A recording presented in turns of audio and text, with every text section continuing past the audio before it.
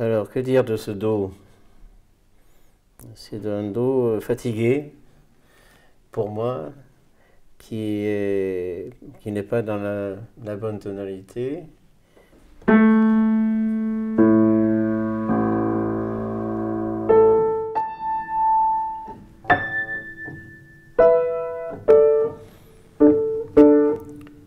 Donc, vous voyez, ce piano est neuf, et donc il est complètement faux. Ça me, comment dirais-je, me détruit l'oreille, en fait, parce que c'est pas comme il faut. Et dans les basses, par exemple, ça c'est à reprendre, ça c'est très très faux, ça c'est encore pire.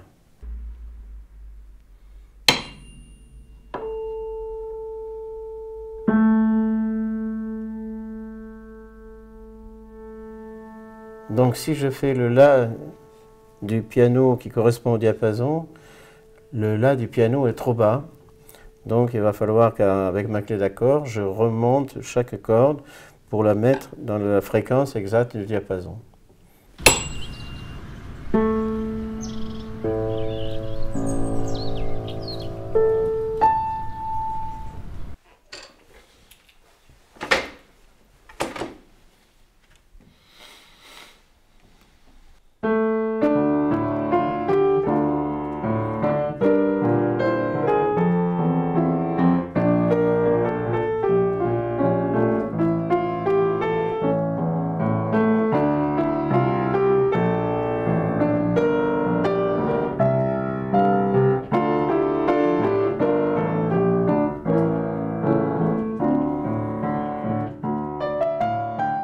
Mes parents, quand j'étais enfant, ont constaté que j'aimais bien la musique.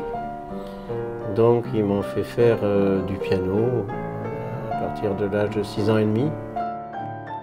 Le premier contact avec le piano, moi j'ai jamais été trop grand et c'était un monument pour moi, déjà.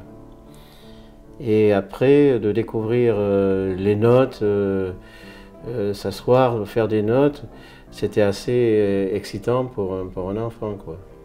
C'est physique, c'est-à-dire qu'on va appuyer sur des notes qui vont rendre des sons, et ça, ça me plaisait relativement.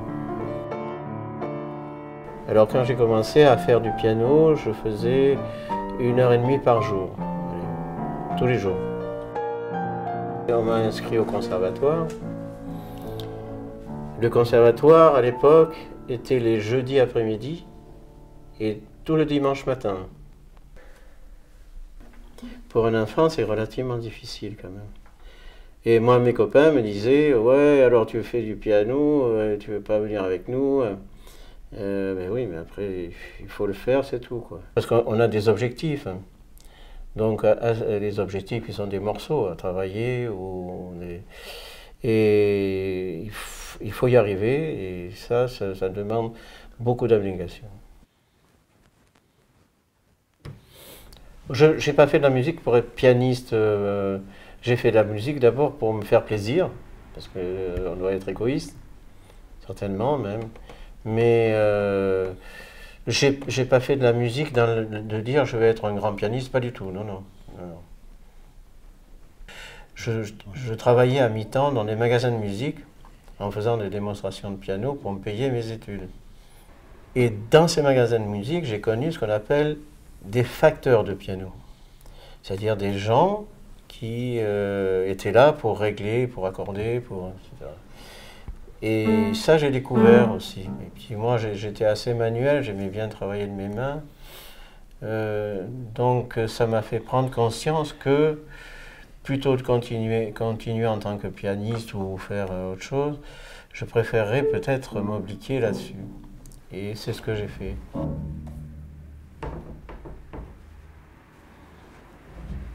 Ben, j'ai un prix conservatoire en piano. Après, j'ai passé donc un CAP de facteur de piano. J'ai commencé, oui, à me mettre à mon compte, j'avais 28 ans à Paris.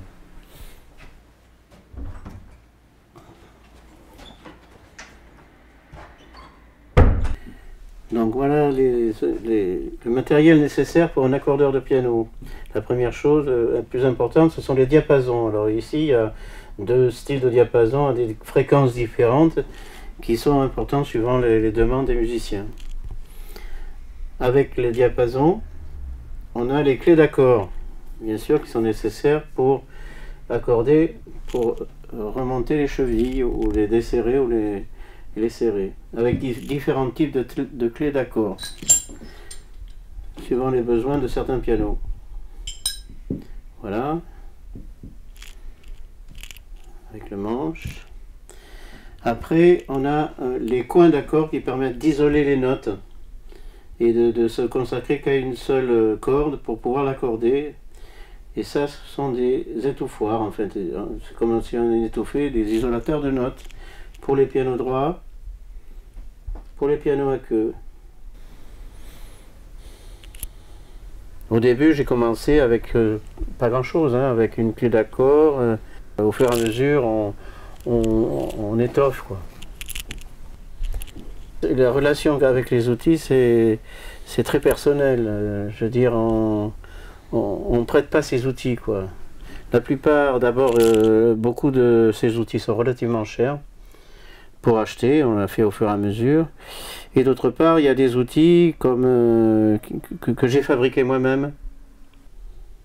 Donc c'est une relation personnelle et intime. J'ai plutôt des mains d'artisan. J'ai des mains d'artisan. J'ai des petites mains, mais bon, ça permet aussi de jouer. Puis bon, elles sont plus très jeunes, mais c'est quand même des mains d'artisan, quoi.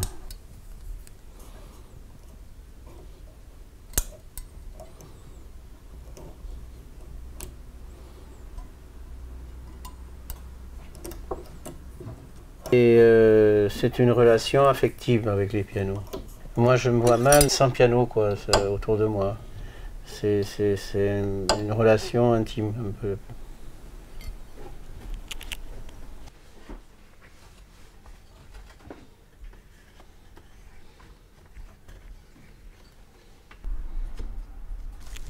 Allô? Ouais, Jean-Louis, c'est Martial. Ah, bonjour Martial. Comment vas-tu? Très bien, et toi? Ouais, ça va, ça va. Ouais. Dis-moi, je t'appelle juste pour savoir à quelle heure tu viens demain pour accorder le piano. Ben, normalement, il doit être accordé, mais sinon, j'avais prévu, moi, en fin d'après-midi, au Rheureux, ou s'il faut avant, je viendrai en début d'après-midi. Ok.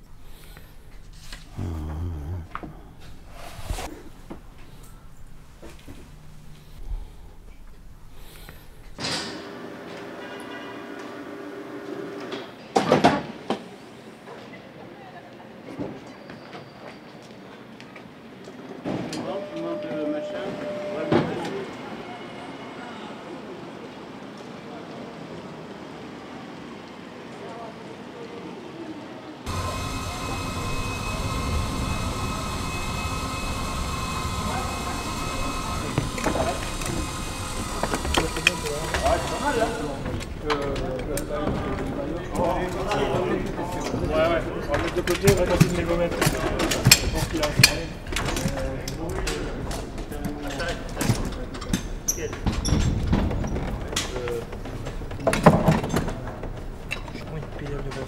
Ah ben Yann.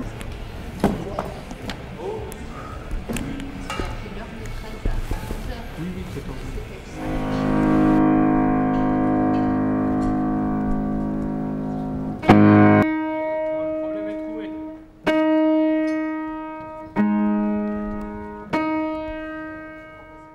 Ce que je suis en train de faire, ça s'appelle la partition, c'est-à-dire qu'on crée une gamme à partir du diapason. Alors la première des qualités, c'est d'avoir de l'oreille. Ensuite, c'est la patience. La troisième des qualités, c'est la persévérance. C'est-à-dire que c'est très difficile et très long à arriver vraiment à être un accordeur correct. Et la quatrième des qualités, c'est l'humilité. Parce qu'on arrive, on n'est jamais satisfait de soi-même. Voilà.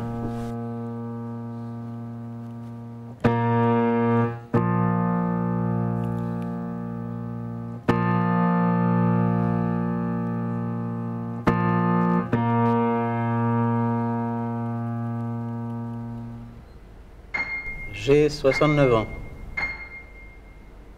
J'envisage de prendre ma retraite vers les 80 ans par là. Il n'y a pas beaucoup de monde qui font ce métier-là. Il y a très peu de personnes. Donc on est très sollicité. Et je me dois plus ou moins, tant que j'ai la santé, hein, je parle, ça c'est important aussi, je me dois d'essayer d'assurer ce qu'ont besoin les gens, c'est-à-dire louer des pianos pour des concerts. En fait, on travaille dans l'ombre pour que les gens aient la lumière.